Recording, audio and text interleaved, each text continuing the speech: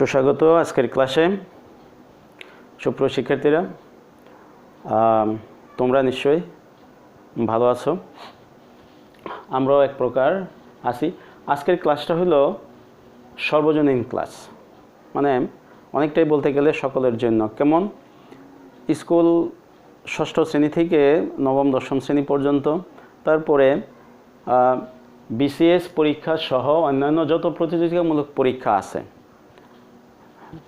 সকল শিক্ষার্থীদের জন্য, পরীক্ষার্থীদের জন্য, চাকরি প্রত্যাশীদের জন্য পাটিগণিতের বেসিক ম্যাথ ফর অল এই ক্লাসের আয়োজন করেছে। প্রথম ক্লাস এটা।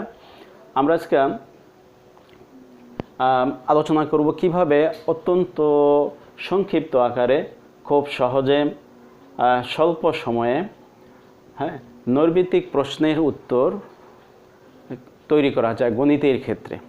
বিশেষ করে যারা বিসিএস ক্যাডার সহ অন্যান্য প্রতিযোগিতামূলক পরীক্ষায় অংশগ্রহণ করে, তাদের কিন্তু গাণিতিক যুক্তির কি প্রশ্নের উত্তর দিতে হয়। সেক্ষেত্রে ক্যালকুলেটর ব্যবহার করা যায় না, মোবাইল তো ব্যবহার করা যায় না, অথচ প্রশ্নগুলোর উত্তর সংক্ষেপে দেওয়া যায় কিভাবে। কিছু মৌলিক বিষয় যদি আমরা মনে রাখি, তাহলে এই কাজটা কিন্তু আমরা সহজেই করতে পারি। আর ষষ্ঠ শ্রেণী থেকে দশম শ্রেণী পর্যন্ত এসএসসি পরীক্ষার্থী পর্যন্ত এই সকলেরই নৈর্ব্যক্তিক প্রশ্ন রয়েছে। তো সেখানে পাটিগণিত টাইপের যে প্রশ্নগুলো আছে, সেই প্রশ্নগুলোর লম্বা ব্রডলি ক্যালকুলেশন না করে সংক্ষিপ্ত আকারে কিভাবে হিসাব নিকাশ করা যায় এবং প্রশ্ন উত্তর দেওয়া যায়, আশা করি আলোচনা থেকে অল্প হলেও একটু সহযোগিতা পাওয়া যাবে। তো আমি এখানে কয়েকটা সূত্র দেখেছি। আজকে আমরা আলোচনা করব লাভ এবং লাভ ক্ষতির বিষয়।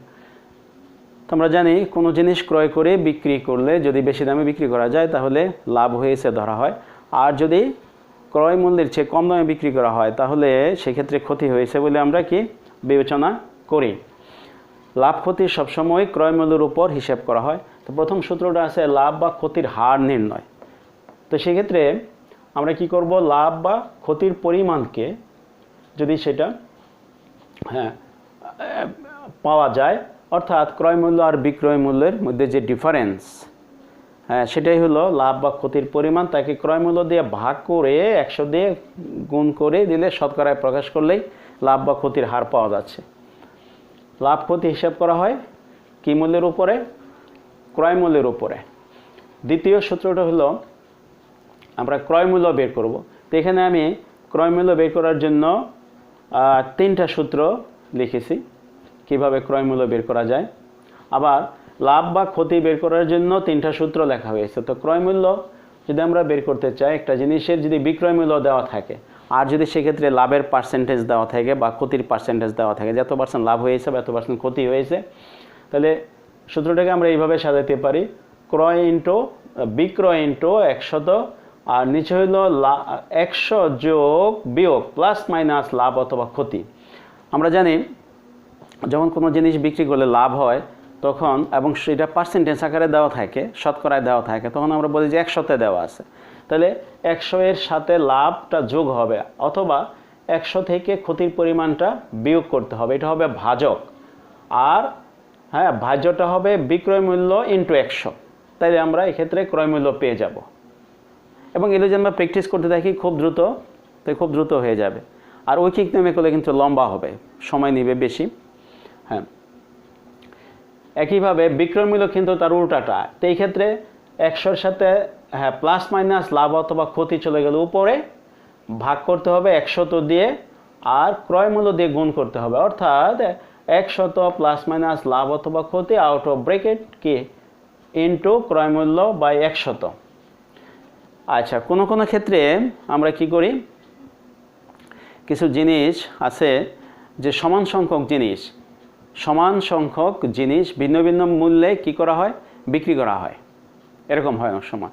অথবা ভিন্ন ভিন্ন জিনিস একই মূল্যে বিক্রি করা হয়। তো এই ক্ষেত্রে আমরা লাভের পার্সেন্টেজ বা ক্ষতির পার্সেন্টেজটা আমরা বের করতে পারি। যদি লাভ বের করতে চাই তাহলে বড় ক্রয় মূল্য থেকে ছোট ক্রয় মূল্য বা বড় সংখ্যা থেকে ছোট সংখ্যা যদি আমরা বিয়োগ দেই, আর লাভের ক্ষেত্রে ছোট মূল্য দিয়ে ভাগ করতে হবে আর সেই ভাগফলকে 100 দিয়ে গুণ। ক্ষতির ক্ষেত্রে ঠিক উল্টা, এবার বড় মূল্য দিয়ে ভাগ করতে হবে। আচ্ছা, তারপরে আবার আমরা লাভ ক্ষতির ক্ষেত্রে দেখি যে একটা জিনিস এত % লাভে বা ক্ষতিতে বিক্রি করা হলো, যদি এই পরিমাণ টাকা বেশি বা কম পাওয়া যেত তাহলে এত % ক্ষতি বা লাভ হইতো। অর্থাৎ এক্ষেত্রে দুটা বিক্রয় মূল্য থাকে।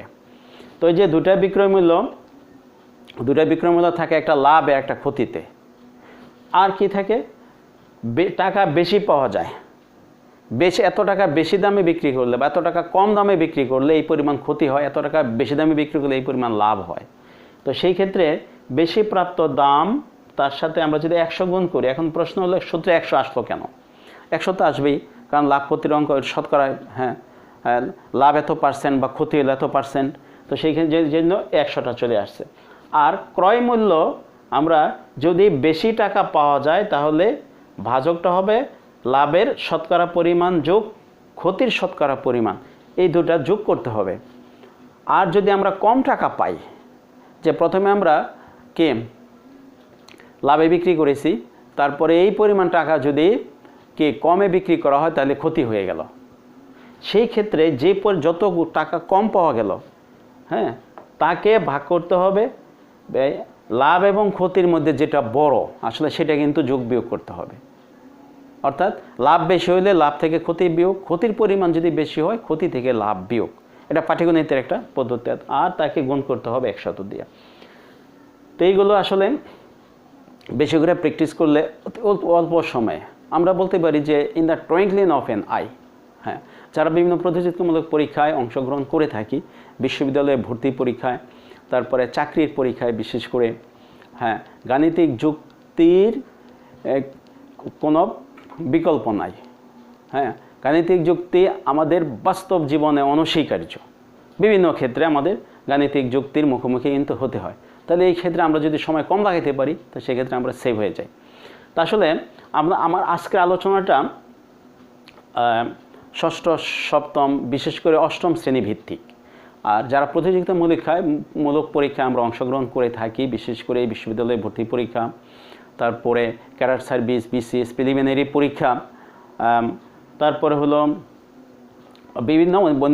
বিভিন্ন সেক্টরে এই বড় বড় চাকরির প্রত্যাশী যারা, তাদের কিন্তু গাণিতিক যুক্তিতে সম্মুখীন হতে হয়। তো আমার একটা অভিজ্ঞতা, সেটা হলো এই 20-25 বছরের যে অভিজ্ঞতা, সেই অভিজ্ঞতা থেকে আমি লক্ষ্য করেছি চাকরির পরীক্ষার হলে দেখা যায় অনেক মেধাবী শিক্ষার্থী গাণিতিক যুক্তিটা এমনভাবে সলভ করছে, যেহেতু ক্যালকুলেটর ব্যবহার করা যায় না, এমনভাবে সলভ করছে যে লম্বা প্রসেস, এটা ইলাবোরেট প্রসেস সলভ করার চেষ্টা করছে, আর এটা সলভ করতে গিয়ে ভুল করে ফেলছে। তখন নিজের কাছে অনেকটা খারাপ লাগে। আসলে এই ক্ষেত্রে আমরা যত সংক্ষিপ্ত সহজ পদ্ধতি আমরা অবলম্বন করতে পারি তত কিন্তু ভালো। তাহলে এই যে এখানে আমি 7টা সূত্র হয়তো আরও 2-1টা অ্যাড করা যাবে। তো এই লাভ ক্ষতির ক্ষেত্রে আমরা যদি এগুলি প্রয়োগ করে থাকি, তাহলে আমার মনে হয় খুব সহজেই এই সমস্যাগুলোর সমাধান আমরা দিতে পারি। ক্যালকুলেটর ব্যবহার করা যাবে না, মোবাইল ব্যবহার করা সম্পূর্ণ নিষিদ্ধ যে সকল পরীক্ষার ক্ষেত্রে। সেই ক্ষেত্রে অবশ্যই। আর যদি ক্যালকুলেটর ব্যবহার করাও যায়, বিশেষ করে পরীক্ষার হলে, এখন তোমরা যদি এরকম ভেবে থাকো যে স্যার পরীক্ষার হলে বিশেষ করে স্কুলে বা জেএসসি, এসএসসি পরীক্ষার ক্ষেত্রে স্কুলে অথবা বোর্ড পরীক্ষায় যে ক্যালকুলেটর ব্যবহার করতে দেয়, ক্যালকুলেটর ব্যবহার যে আমি করবো, আমি যদি এটা সাজাইতে পারি সহজেই, তাহলে সেটা যোগ বিয়োগ করে গুণ ভাগ করে আমরা ক্যালকুলেটর ব্যবহার করতে পারি। আর যদি ক্যালকুলেটর ব্যবহার করার উপযুক্ত করে তৈরি করতে না পারি, তো সেক্ষেত্রে ক্যালকুলেটর ব্যবহারও কোনো সময় ভুল পাঠ দিতে পারে। তো আমরা এখন কথা না বলে আমরা এবার উদাহরণে চলে যাই। যেমন প্রথমটা দেখছিলাম লাভ বা ক্ষতির নির্ণয়। তো আমরা জানি লাভ ক্ষতি নির্ণয় করা হয়, হিসাব করা হয় কোন মূল্যের উপরে? ক্রয় মূল্যের উপরে। ক্রয় মূল্য দিয়ে লাভ ক্ষতি হিসাব করতে হবে। তাহলে আমরা প্রথমে 1 নম্বর আছে লাভ বা ক্ষতির হার নির্ণয়। তো একটা জিনিস যদি আমরা ক্রয় করি কত টাকা দিয়ে, যেমন একটা জিনিস একটা জিনিস আমরা কি করলাম, একটা জিনিস আমরা 450 টাকা দিয়ে কি করলাম, ক্রয় করলাম। 450 টাকা দিয়ে ক্রয় করা হলো, এটা হলো ক্রয় মূল্য। আর ওই জিনিসটা কি করা হলো, বিক্রি করা হলো কত টাকায়, 500 টাকায়। 500 টাকা হলো বিক্রয় মূল্য। তাহলে এই ক্ষেত্রে লাভ হয়েছে না ক্ষতি হয়েছে, আমরা সেটা নির্ণয় করব। তো নিশ্চয়ই তোমরা বলবে যে এক্ষেত্রে কি হয়েছে, লাভ হয়েছে, কারণ বিক্রয় মূল্য তো বেশি। আমি কিন্তু প্রশ্ন বোর্ডে লিখছি না, প্রশ্নগুলো আমি বলছি। তো এগুলো টেনে টেনে কিন্তু আর এই এই এই এই ভিডিওটা দেখার সময় সম্পূর্ণটা দেখতে হবে। আর যেখানে যেখানেই একটু থেমে যাওয়ার দরকার, একটু কথাগুলো মনে রাখার দরকার, কথাগুলো শোনার দরকার, সেই কথাগুলো একটু শুনবে কিন্তু একটু। তাহলে এখানে পরিষ্কারভাবে বোঝা যাচ্ছে যে বিক্রয় মূল্য বেশি, এটা বিক্রয় মূল্য, আর এটা হলো কি ক্রয় মূল্য। এটা ক্রয়, এটা বিক্রয়। তাহলে এই ক্ষেত্রে নিশ্চয়ই লাভ হয়েছে। তো লাভের পরিমাণটা কত, 500 বিয়োগ 450, তার মানে হলো 50 টাকা। এখন আমরা যদি ওই সূত্রে যদি লিখে দিই লাভ ক্ষতির শতকরা পরিমাণ কত, রেটটা কত হবে, তাহলে রেটটা হবে লাভ বা ক্ষতির পরিমাণ 50, তাকে আমরা গুণ করবো 100 দিয়ে, আর ক্রয় মূল্য দিয়ে ভাগ করতে হবে। কারণ কি লাভ ক্ষতি হিসাব করা হয় ক্রয় মূল্যের উপর, আর এই উত্তরটা বের হবে কিন্তু পার্সেন্টেজে, শতকরায় বের হবে। তাহলে এখানে আমরা যদি ভাগ করে দিই 50 দিয়ে যদি ভাগ করি 450কে কত হবে, 9, 5 9 হবে। এবার 9 দিয়ে 100কে ভাগ করব, তো ভাগ করলে 9 11 99, 11 সমস্ত 9 ভাগের 1%, তো বের হয়ে গেল।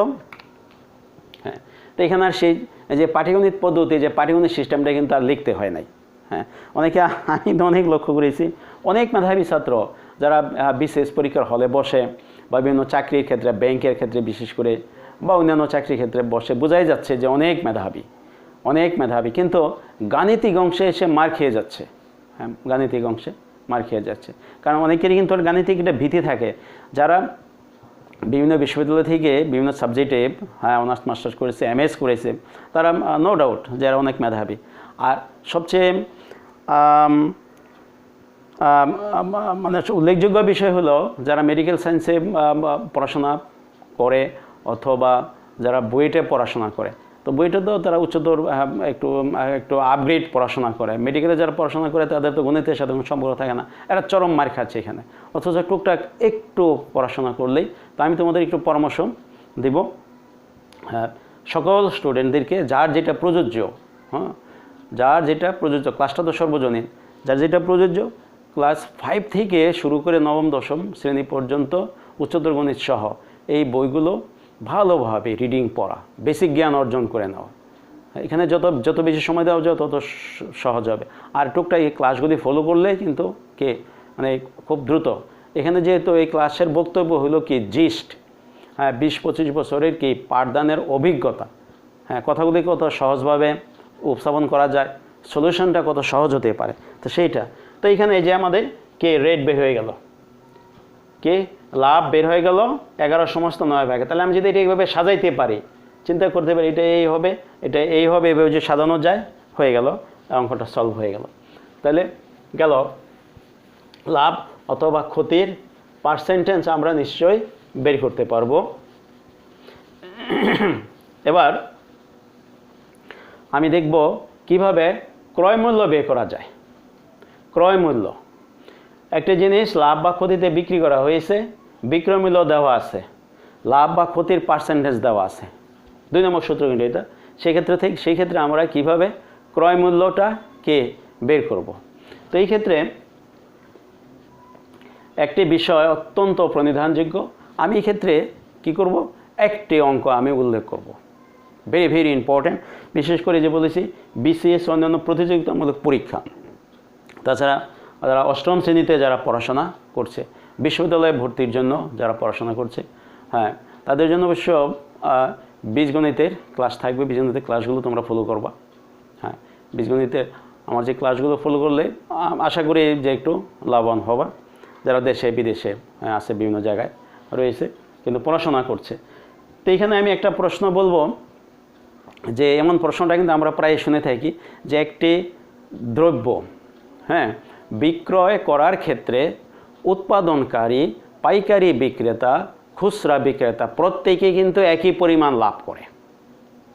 শেষে বলছে উৎপাদন খরচ কত, হ্যাঁ, বা উৎপাদনকারীর খরচ কত সেটা বলছে, বা অনেক সময় বলে থাকে কি পাইকারি বিক্রেতার ক্রয় মূল্য কত সেটা বলে থাকে, অনেক সময় বলে থাকে খুচরা বিক্রেতার ক্রয় মূল্য কত। ভেরি ইম্পর্টেন্ট অঙ্ক কিন্তু এখানে 3টা স্টেপে অঙ্কটা দেওয়া যেতে পারে, একটা স্টেপেও দেওয়া যেতে পারে, একটা স্টেপে তো সহজ আমরা শিখেই ফেলেছি, 2টা স্টেপে দেওয়া যেতে পারে।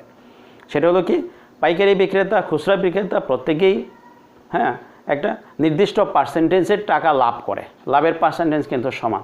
আর যদি 3টা ফিগার থাকে তা সেক্ষেত্রে উৎপাদনকারী, পাইকারি বিক্রেতা এবং খুচরা বিক্রেতা একই পরিমাণ লাভ করে। তো সেই ক্ষেত্রে যদি বলা হয় হ্যাঁ যে উৎপাদনকারীর উৎপাদন খরচ কত, অথবা যদি উৎপাদনকারীকে বাদ দিয়ে দেওয়া হয়, বাদ দিয়ে বলা হয় যে পাইকারি বিক্রেতার ক্রয় মূল্য কত, তা আমি একটা প্রশ্ন এইভাবে পড়ি। হ্যাঁ, তো এই প্রশ্নটা একটা কমন কোশ্চেন কিন্তু এটা, হ্যাঁ অনেকে লাখপতির ক্ষেত্রে বললে যে এরকম একটা প্রশ্ন কিন্তু বলে থাকে। আর এক্ষেত্রে অনেকটা মুখস্থ করে থাকে, কেন আমরা মুখস্থ করবো?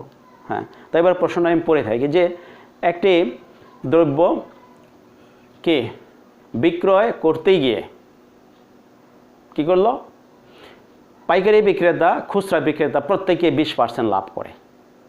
যদি ওই কে বস্তুটির বা ওই দ্রব্যটির কী মূল্য, যদি ওই দ্রব্যটির বিক্রয় মূল্য কত টাকা হয়, ওই দ্রব্যটির বিক্রয় মূল্য 576 টাকা হয়, তাহলে পাইকারি বিক্রেতার ক্রয় মূল্য কত? এই প্রবলেমটা আমরা 2 নম্বর সূত্র দিয়ে সলভ করব। বিক্রয় মূল্য দেওয়া আছে আর লাভের পরিমাণ দেওয়া আছে। পাইকারি বিক্রেতা হ্যাঁ এবং খুচরা বিক্রেতা প্রত্যেকেই 20% লাভ করে। তাহলে এই ধরনের প্রশ্ন যদি হয় তাহলে আমরা সংক্ষেপে উত্তর দিয়ে ফেলতে পারি। যেমন এক্ষেত্রে বিক্রয় মূল্য হলো কত টাকা, 576 টাকা। মাইন্ড ইট, এটা কিন্তু বিক্রয় মূল্য, বিক্রয় মূল্য, আর প্রত্যেকেই কিন্তু 20% লাভ করে। পাইকারি বিক্রেতা এবং খুচরা বিক্রেতা প্রত্যেকেই 20% লাভ করে। তাহলে আমরা প্রথমে খুচরা বিক্রেতা ক্রেতার কাছে বিক্রি করেছে, তাহলে প্রথমে আমরা দেখব খুচরা বিক্রেতার ক্রয় মূল্য কত, ওটা আমরা বের করব। সূত্র একই, খুচরা বিক্রেতা কার কাছে বিক্রি করেছে, পাড়া মহল্লার দোকানে বা বাজারে বন্দরে কার কাছে বিক্রি করেছে, খুচরা ক্রেতার কাছে বিক্রি করেছে। বায়ার, ইন্ডিভিজুয়াল বায়ার যারা খুচরা ক্রেতার কাছে বিক্রি করেছে। তাহলে আমরা যদি খুচরা ক্রেতার কী মূল্য, ক্রয় মূল্য যদি আমরা বের করি তাহলে কি হবে, খুচরা ক্রেতার ক্রয়, এক্ষেত্রে ক্রয় খুচরা ক্রেতার ক্রয় মূল্য। তাহলে যে ক্রয়ের সূত্র আমরা হ্যাঁ বিক্রয় করেছে 576 টাকা দিয়ে, তার সাথে আমরা গুণ করব কত, 100। ওকে, এখন আর সূত্রে আছে 100-র সাথে লাভ যোগ হবে, লাভ 100 যোগ লাভ করছে কত পার্সেন্ট, 20%। ওকে, তাহলে 576 গুণ 100 আর নিচে হলো 120। ব্যাপার হলো যারা একটু পাকা, এক্ষেত্রে যারা বিভিন্ন প্রতিযোগিতামূলক পরীক্ষা অংশগ্রহণ করবে তারা কিন্তু এই 100 আর 20 যোগ একবার লিখে ফেলবে 120। তাহলে 576 গুণ 100 নিচে হইল কি 120, 100 যোগ 20, ওই যে প্রত্যেকে 20% লাভ করে সেই 20, এখানে কিন্তু শতকরা চিহ্ন আসবে না, কারণ হলো আমরা ক্রয় মূল্য বের করব, শতকরা চিহ্ন উপরে এবং নিচে শতকরা চিহ্ন ভাগ হয়ে গেছে। তাহলে আমরা যদি এটা ভাগ করে থাকি তাহলে খুব সুন্দর একটা ভাগ কিন্তু হয়, এই 10 10 100, এখানে হবে 12 দিয়ে ভাগ করি, 4 বরং 48, 48 হাতে রইল কত, 57 থেকে 48 বিয়োগ। তো এই যে মনে মনে বিয়োগ, এই বিয়োগটা কিন্তু এক জায়গায় লেখা হইলেও করা যায়। আরে 57 থেকে আমরা 4 বরং 48 বিয়োগ দিব, 12 নামটা 4 বার পড়বো, 4 বরং 48, তা বিয়োগ দিলে এখানে 8 আছে 17 হবে, 9 হলে 9 নিচে ডাইনের নাম 6, 9 6 96, 8 বরং 96। ওকে, 48 গুণ 10 480 টাকা। তাহলে এই যে 480 টাকা কিন্তু আমরা পেয়ে গেছি কার ক্রয়, এটা কার ক্রয় মূল্য, এটা হলো খুচরা বিক্রেতার ক্রয় মূল্য বের হয়ে গেল 480 টাকা। আমার এই কথাটুকু বলতে প্রচুর সময় লেগেছে। হ্যাঁ, এতক্ষণে কিন্তু কোথায় যাওয়া যায়, হয়তো বা মঙ্গল গ্রহে বা চাঁদে বা কোথায় অনেক উপরে, হ্যাঁ মাউন্ট এভারেস্টে পৌঁছা যাবে, কিন্তু পরীক্ষার্থী যখন পরীক্ষার হলে কাজটুকু করবে তখন সে চোখের পলকে হিসাব করে ফেলবে, চোখের পলকে।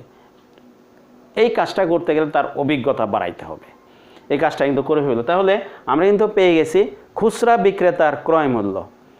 এটা খুচরা বিক্রেতার ক্রয় মূল্য মানে পাইকারি বিক্রেতার বিক্রয় মূল্য। তাহলে পাইকারি বিক্রয়, তাহলে এটা হলো পাইকারি বিক্রয়, এটাও কিন্তু একটা বিক্রয় মূল্য বের হয়েছে, এটা পাইকারি বিক্রয়। এবার আমাদের এখানে প্রশ্ন রেখেছিল, বিশেষ করে আমি কিন্তু অঙ্কটা বলে দিই একদম। এই অঙ্কটা 2 ধাপে আসে অষ্টম শ্রেণীতে। অঙ্কটা সাধারণত প্রতিযোগিতামূলক 3 ধাপে আসে। তাহলে অষ্টম শ্রেণীর শিক্ষার্থীদের জন্য বা অন্যান্য শিক্ষার্থীদের জন্য 2 ধাপে কাজ করলে শেষ হয়ে যাবে। আর 3 ধাপে উৎপাদন খরচ কত, সেগুলো উৎপাদন খরচ কত ওইটা কিন্তু প্রতিযোগিতামূলক পরীক্ষায় যারা অংশগ্রহণ করছে তাদের জন্য প্রযোজ্য অনেক ক্ষেত্রে, যেহেতু এখানে ধাপ আছে 2টা। হ্যাঁ, আবার কোনো স্কুলেও কিন্তু 3 ধাপের প্রশ্নটা দেওয়া হয় না, 2 ধাপ লেখছে ঠিকই, ওখানে দেওয়া হয় 3 ধাপ, 3 ধাপ দিয়ে দেওয়া হয়। কারণ যে ছাত্র বুঝে ফেলবে, মেন থিমটা বুঝবে, সে 3 ধাপও করতে পারবে, 4 ধাপও করতে পারবে, সমস্যা নেই কোনো। তাহলে আমরা পাইকারি বিক্রেতার বিক্রয় মূল্য পেয়ে গেছি কত টাকা, 480 টাকা। এটা পাইকারি বিক্রেতার বিক্রয় মূল্য, পাইকারি বিক্রেতার বিক্রয় মূল্য, পাইকারি বিক্রেতার বিক্রয় মূল্য আমরা পেয়ে গেছি।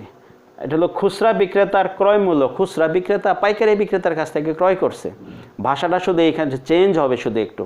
আমরা এবার খুচরায় নাই, খুচরা থেকে সরে গেছি, পাইকারি বিক্রেতার বিক্রয় মূল্য। তাহলে এটুক আমি এবার এইখানে লিখব কি, এবার পাইকারি, এই যে ক্রয় মানে পাইকারি বিক্রেতার ক্রয় মূল্য, এখানে লিখবো এবার 480। এখানে আমি এবার লিখবো 480। হ্যাঁ, কত সহজে সলভ হয়ে যাচ্ছে। এখানে লিখবো 480, তাহলে উপরে হবে 480 গুণ 100, এটা হলো পাইকারি বিক্রেতার ক্রয় মূল্য। প্রশ্ন ছিল পাইকারি বিক্রেতার ক্রয় মূল্য কত, আর নিচে হবে কত, 120। তো এখানে একটা মজার ব্যাপার, ভেরি ইন্টারেস্টিং, অত্যন্ত মজার একটা হিসাব। কিসের আবার, ক্যালকুলেটর লাগবেই না। 12 480, তো 4 12 8, এখানে হবে 4, বাস 0 ভাগ 4 12 8, 4 গুণ 100, 400 টাকা হয়ে গেল। পাইকারি বিক্রেতার ক্রয় মূল্য 400 টাকা, পাইকারি বিক্রেতার ক্রয় মূল্য হলো 400 টাকা। তো এবার আমি যাব যে এই ক্ষেত্রে যদি উৎপাদনকারীও থাকে, যে প্রশ্নটা এরকম, একটা জিনিস কি করলো, হ্যাঁ, বিক্রি করার ক্ষেত্রে উৎপাদনকারী, পাইকারি বিক্রেতা, খুচরা বিক্রেতা প্রত্যেকে 20% লাভ করলো। সব শেষে হ্যাঁ, ওই জিনিসটা খুচরা বিক্রেতায় বিক্রি করেছিল 576 টাকায়। উৎপাদনকারীর উৎপাদন খরচ কত, আমরা কিন্তু এবার 3য় ধাপ অনুসরণ যদি করি, অষ্টম শ্রেণীর অঙ্ক কিন্তু হয়ে গেছে। 3য় ধাপ যদি আমরা অনুসরণ করি, তাহলে এবার এই যে বিক্রয় মূল্যটা 400 টাকা হলো, এটা কার বিক্রয় মূল্য, এটা হলো উৎপাদনকারীর বিক্রয় মূল্য, পাইকারি বিক্রেতার ক্রয় মূল্য, উৎপাদনকারীর বিক্রয় মূল্য। এই টাকাটা হলো উৎপাদনকারীর বিক্রয়।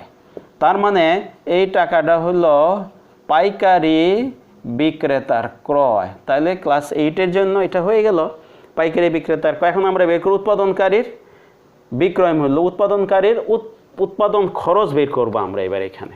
তাই এখানে উৎপাদন খরচ, উৎপাদনকারী তার ক্রয় করে নাই, সে র ম্যাটেরিয়ালস সংগ্রহ করে, হ্যাঁ, কাঁচামাল সংগ্রহ করে ওই জিনিসটা উৎপাদন করেছে। তো কাঁচামাল সে ক্রয় করেছে, তো সেক্ষেত্রে আমরা বলবো উৎপাদনকারীর উৎপাদন খরচ কত, অর্থাৎ ওই জিনিসটা তৈরি করতে গিয়ে উৎপাদনকারীর কত টাকার র ম্যাটেরিয়ালস মানে কাঁচামাল ক্রয় করেছে, অর্থাৎ উৎপাদন খরচ কত, সেটা আমরা দেখব। তাহলে এবার এখানে হবে কি, উৎপাদন খরচ। তো উৎপাদন খরচ যদি আমি লিখি, তো এখানে কি করব, যদি উৎপাদন খরচ লিখে থাকি, তাহলে এই জায়গাতে কি হবে, এখানে হবে 400 টাকা, কারণ উৎপাদনকারী 400 টাকায় বিক্রি করেছে। সূত্রে পড়েছে, সূত্রে এই যে বিক্রয়, উৎপাদনকারীর বিক্রয় হলো 400 টাকা। গুণ 100, নিচে 120, তাহলে উপরে হবে 400 গুণ 100 আর নিচে হইল 120। 10 দিয়ে ভাগ করলে 10 10 100, 10 12 120। আর এবার 12কে 4 দিয়ে ভাগ করব, 3 4 12। হ্যাঁ, 400কে 4 দিয়ে ভাগ করলে কত হবে? 100।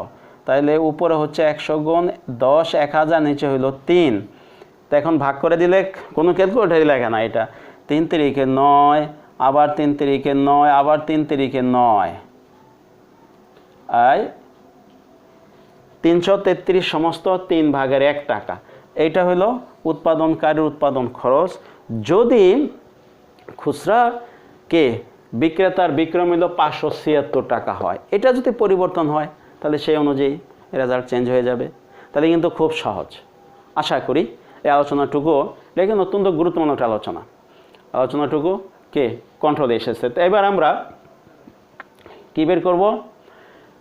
এবার আমরা বের করব বিক্রয় মূল্য। বিক্রয় মূল্য বের করব কিভাবে? সূত্র প্রয়োগ করে। বিক্রয় মূল্যের সূত্র কি? 100 প্লাস মাইনাস লাভ বা ক্ষতি ইন্টু ক্রয়, নিচে হইল 100। আমরা এবার সূত্র প্রয়োগ করে লাভ ক্ষতির অঙ্কের সূত্র প্রয়োগ করে কি বের করব? ক্রয় মূল্য বের করব, সরি বিক্রয় মূল্য বের করব। তো একটা জিনিসের ক্রয় মূল্য, মনে করি একটা জিনিসের ক্রয় মূল্য কত? একটা জিনিসের ক্রয় মূল্য হলো 200 টাকা। এটা হলো কি? ক্রয় মূল্য। তো এটা যদি ক্রয় মূল্য হয়, হ্যাঁ, তাহলে ক্রয় মূল্য হয়, তার ক্ষতি আমরা ক্ষতি দিয়ে দেখাই। ক্ষতি হলো 5%। তাহলে বিক্রয় মূল্য কত? সেই ক্ষেত্রে বিক্রয় হবে, ওই যে আমরা সূত্রে লিখব, বিক্রয় মূল্য কি হবে? 100 বিয়োগ 5। কেন 100 বিয়োগ 5? কেন বিয়োগটা কেন হয়েছে? কারণ ক্ষতি হইলে বিয়োগ হবে আর লাভ হইলে যোগ হবে। 100 বিয়োগ আর নিচে হবে একটা বিশুদ্ধ 100, আর এইখানে হবে কি? ক্রয় মূল্য। ক্রয় মূল্য হইল 200 টাকা। ব্যাপারটা কিন্তু খুব সহজ। আমরা যদি এটা ঐকিক নিয়মে বলি, সেটা হলো কি? ক্রয় মূল্য 100 টাকা হলে বিক্রয় মূল্য 100 বিয়োগ 5 মানে 95 টাকা। ক্রয় মূল্য 1 টাকা হলে কত? 200 টাকা হলে কত? খুবই সহজ, ঐকিক নিয়মে যদি করা হয়। তো এখন অনেকে হয়তো বলবে যে ঐকিক নিয়মে করলে আমার জন্য কি হয়? একটু সুবিধা হয়। বুঝি না, না, প্রতিযোগিতামূলক পরীক্ষায় সময় সেভ করতে হবে। হ্যাঁ, স্মার্টলি কাজ করতে হবে, সময় সেভ করতে হবে। যে টাইম সেভ করতে পারে সে জীবনে অনেক কিছুই সেভ করলো, মনে রাখতে হবে। তাহলে 100 দিয়ে 200কে ভাগ করলে 2, 95 গুণ 2, 95 দুগুণে 190, কমপ্লিট। তাই এটার বিক্রয় মূল্য হলো 190 টাকা। মানে তৃতীয় নিয়মটা কিন্তু অনেকটাই সহজ। এবার আমরা লাভ ক্ষতিতে আমরা যাব। লাভ ক্ষতির অন্য ধরনের একটা প্রবলেম আমরা সলভ করব। এবার অন্য একটা সমস্যা আমরা এবার সলভ করব। সেই সমস্যাটা, হ্যাঁ, সমান সংখ্যক জিনিস কম বেশি মূল্যে বিক্রি করা হলো, অথবা হ্যাঁ একই মূল্যে ভিন্ন জিনিস ক্রয় করা হলো। যে পরিমাণ জিনিস ক্রয় করা হলো তার চেয়ে কম বা বেশি পরিমাণ জিনিস বিক্রি করা হলো। এই ধরনের সমস্যা যদি থাকে, আমি একটা প্রশ্ন পড়ি এখানে।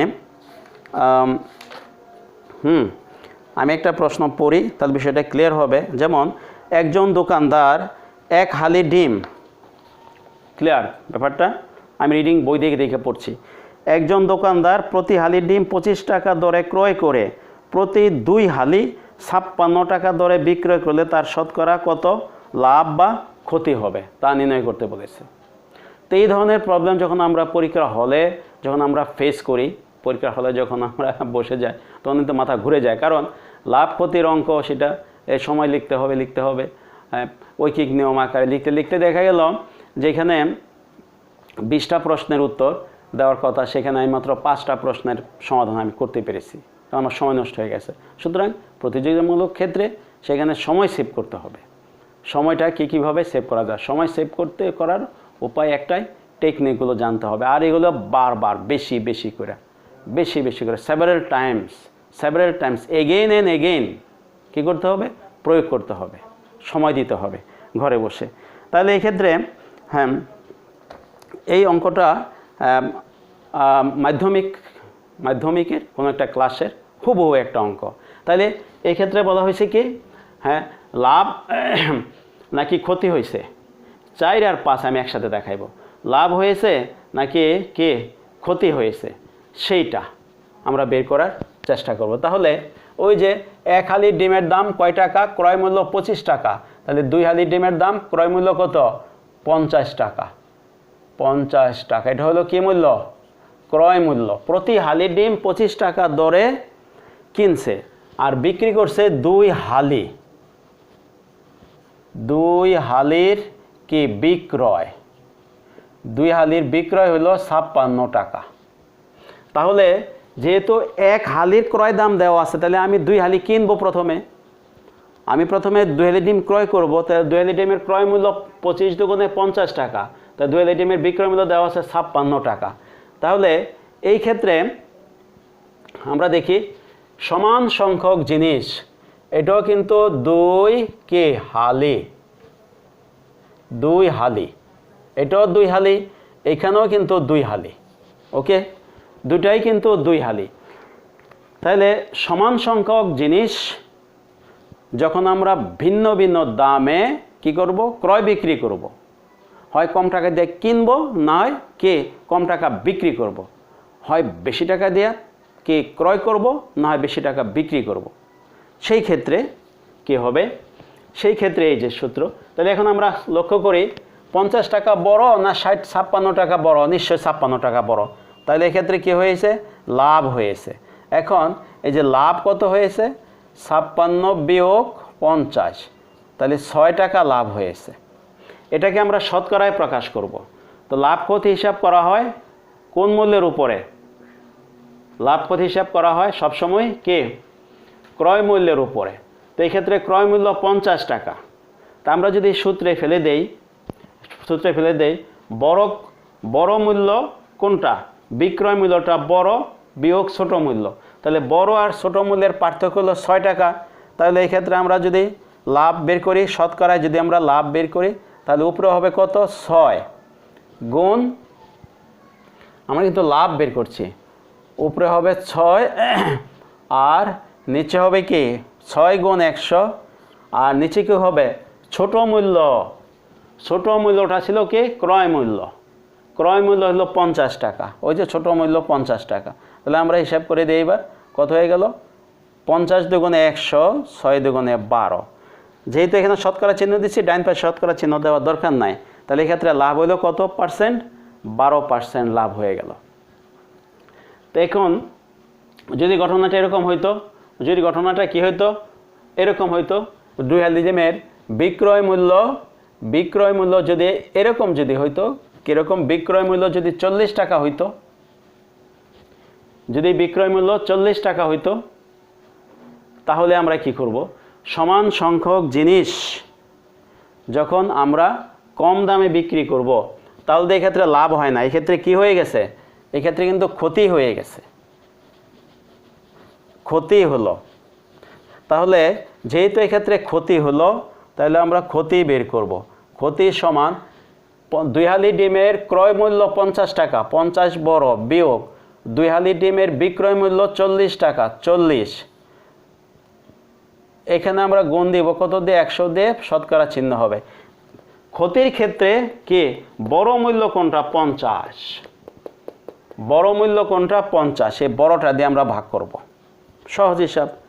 আসলে যে এখানে যে বড়টা দিয়ে ভাগ করলাম কেন, আসলে এটা সূত্র লিখতে গিয়ে বড়টা লেখা হয়েছে, আসলে সেটা কিন্তু ক্রয় মূল্য।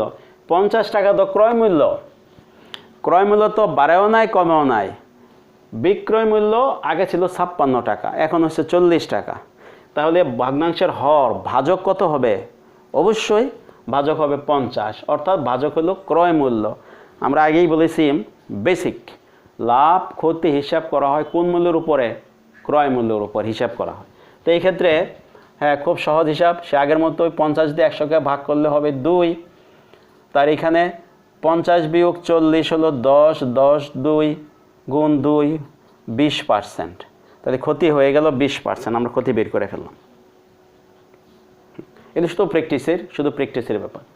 তারপরে গেল এটা। এখন আমরা সর্বশেষ যেটা দেখাইব আজকের আলোচনায়, সেটা হলো ক্রয় মূল্য বের করার আরেকটি ঘটনা। সেই ঘটনাটা কেমন? আমি একটি অঙ্ক রিডিং পড়ি। আমি একটি অঙ্ক যদি রিডিং পড়ি তাহলে বিষয়টা পরিষ্কার। যেমন একটি ছাগল 8% ক্ষতিতে বিক্রয় করা হলো। ছাগলটি আরও 800 টাকা বেশি মূল্যে বিক্রয় করলে 8% লাভ হতো। ছাগলটির ক্রয় মূল্য কত?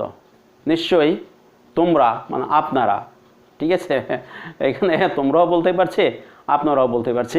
আচ্ছা, যাই হোক, যারা চাকরি বাকরি খোঁজখবর নেবে, বিভিন্ন প্রতিযোগিতামূলক পরীক্ষা অংশগ্রহণ করবে, তাদেরকে না হয় আমি যেহেতু কথা বলছি সেই খাতিরে হয়তো তুমি বলছি।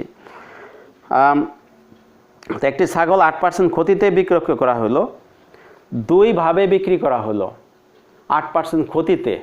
পরে দেখা গেল যে না, সেই ক্ষেত্রে যদি আরও 800 টাকা বেশি পাওয়া যেত তাহলে 8% লাভ হইতো। 8% লাভ হইতো। এই ক্ষেত্রে ছাগলটার ক্রয় মূল্য কত? তো এই ক্ষেত্রে যদি ভিন্ন পার্সেন্টেজে মানে বিক্রি করা হয়, একবার লাভে বিক্রি করা হয়, একবার ক্ষতিতে বিক্রি করা হয়, 2 ধরনের বিক্রয়। আর সেই ক্ষেত্রে কি পরবর্তী ক্ষেত্রে লাভে বিক্রি করলে টাকা বেশি পাওয়া যাবে, অথবা পরবর্তী ক্ষেত্রে ক্ষতিতে বিক্রি করলে টাকা কম পাওয়া যাবে। তাহলে বেশির জন্য 6 নম্বর সূত্রটা, অর্থাৎ বেশি প্রাপ্ত টাকা গুণ 100, নিচে লাভ আর ক্ষতির দুটার যোগফল। লাভে বিক্রয়, লাভের পার্সেন্টেজ, শতকরায় কত লাভ আর শতকরা কত ক্ষতি, দুটা যোগফল। আর নিচে যদি কম টাকায় বিক্রি করা হয় সেই ক্ষেত্রে হলো দুটার বিয়োগফল হবে। এখানে আমি লিখেছি অবশ্য লাভ বিয়োগ ক্ষতি, এটা উল্টাটাও হতে পারে, ভাইস ভার্সাও কিন্তু হতে পারে। এটা কিন্তু তার ভাইস ভার্সাও হতে পারে। অর্থাৎ ক্ষতির পার্সেন্টেজটা যদি বড় থাকে সেটা আগে হবে। এটা কিন্তু এরকমও হতে পারে, কীরকম? ক্ষতি বিয়োগ লাভ, সেটা কিন্তু ক্ষতি বিয়োগ লাভ, সেটাও কিন্তু হতে পারে। তাহলে আমরা এই অঙ্কটা সলভ করার চেষ্টা করি। তো এইসব ক্ষেত্রে অনেকে কিন্তু কি ডাবল ফিগারের অঙ্ক করে, একটা বিশাল ঐকিক অঙ্ক করে থাকে, 2 ধাপের অঙ্ক। তো 2 ধাপের একটা অঙ্ক করতে সময়ও লাগে। আর যদি সেখানে ক্যালকুলেশনে ভুল করে বসে তাহলে তো সবই গেল। যেমন এইখানে একটা ছাগলকে 8% ক্ষতি, এই ক্ষতিতে বিক্রি করলো, 8% ক্ষতিতে বিক্রয় করলো। এখন দেখা গেল বেশি টাকা হলো কত? 800 টাকা বেশি হলো, 800 টাকা বেশি পাওয়া যায়। হ্যাঁ, তখন লাভ হয় কত পার্সেন্ট? তখন লাভ হয় 8% লাভ হয়। এখন বলছে ক্রয় মূল্যটা কত? প্রশ্নটা আমি সাজিয়ে বলি। একটি ছাগল 8% ক্ষতিতে বিক্রি করে দেওয়া হলো। যদি ছাগলটি আরও 800 টাকা বেশি মূল্যে বিক্রি করা যেত বা বিক্রি করা হতো, সেই ক্ষেত্রে 8% লাভ হতো। ছাগলটির ক্রয় মূল্য কত? এই হলো প্রশ্নটা। তাহলে এই ক্ষেত্রে আমরা কোন সূত্রটা প্রয়োগ করব? 6 নাকি 7? নিশ্চয়ই 6, কারণ আরও 800 টাকা বেশি পাওয়া গেছে। এই জন্য আমরা 6 নম্বরটা প্রয়োগ করব। তার মানে এই ক্ষেত্রে ক্রয় সমান হবে, আমরা সূত্রে বসাই দেই। সূত্রে বেশি প্রাপ্ত টাকা, কত টাকা বেশি পাইছে? 800 টাকা বেশি প্রাপ্ত টাকা, তার সাথে গুণ হবে 100, আর নিচে হবে 8%, শতকরা চিহ্ন থাকবে না, 8 আর 8 দুটা যোগ হয়ে যাবে, বাস এখানে হয়ে যাবে টাকা। তাই দুটা যোগ করলে উপরে হবে কত? 800 গুণ 100, নিচে হবে কত? 16। ক্যালকুলেটর লাগবে কি জন্য? যারা স্কুল পড়ুয়া স্টুডেন্ট আছো তারা ক্যালকুলেটর কথা ভুলে যাও। আর এই ক্যালকুলেটর বাটন যদি উল্টাপাল্টা চাপা হয়, অনেক সময় দেখা যায় ভাজক চাপে আগে, যা দিয়ে ভাগ করবে ওটা চাপে আগে, ভাজ্য চাপে পরে, তো রেজাল্ট ঠিক যা হওয়ার দরকার তাই হয়। গোলমাল একেবারে পুরোই উল্টে পাল্টে যায় একেবারে পুরোপুরি, ঠিক আছে? তাই না? দরকার নাই। তো 16 দিয়ে 16 নামটা পড়ি, 5 16 80 50, 800কে 16 দিয়ে ভাগ করলে 50, 50 গুণ 100 কত হয়? 5000 টাকা। তাহলে ছাগলটার ক্রয় মূল্য হলো 5000 টাকা। এখানে যদি উল্টাটা হইতে পারতো যে 800 টাকা বেশি পাওয়া যায় না, 800 টাকা কম পাওয়া যায়, 800 টাকা কি কম পাওয়া যায়, তখন কিন্তু মনে রাখতে হবে একটা প্রশ্ন জাগে, তাহলে যদি কম পাওয়া যায় তাহলে প্রথমের ক্ষতি পরের, প্রথমের লাভ পরের ক্ষতি কি একই পার্সেন্টেজ হবে? না, নিশ্চয়ই 800 টাকা যদি কম পাওয়া যায় তখন লাভের পার্সেন্টেজটা কম হবে, নিশ্চয়ই কম হবে।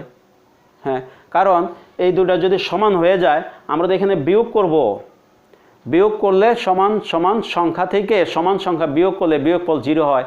ভাজক তো 0 হইতে পারে না, ভাজক কি কখনো 0 হইতে পারে? নো, 0 হইতে পারে না। তো আমরা কিন্তু ওইটাও কিন্তু পেয়ে যাব।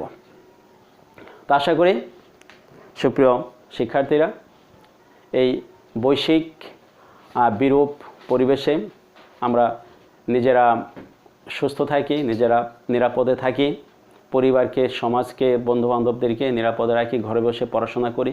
কোনো কিছু থেমে থাকবে না, কোনো কিছুই থেমে থাকবে না। ভবিষ্যৎ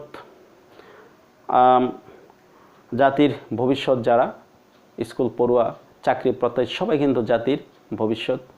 সবার সুস্বাস্থ্য মঙ্গল কামনা করছে। আর পরিশেষে এই ক্লাসটা যদি একটু ভালো লাগে, আলোচনা যদি একটু সহায়ক হয়, একটু লাইক দেওয়া, হ্যাঁ সাবস্ক্রাইব করা। আর আমি গণিতের এই ক্লাসগুলো ধারাবাহিকভাবে কিন্তু উপস্থাপন করব, এই ভিডিওগুলো কিন্তু ধারাবাহিকভাবে আসবে।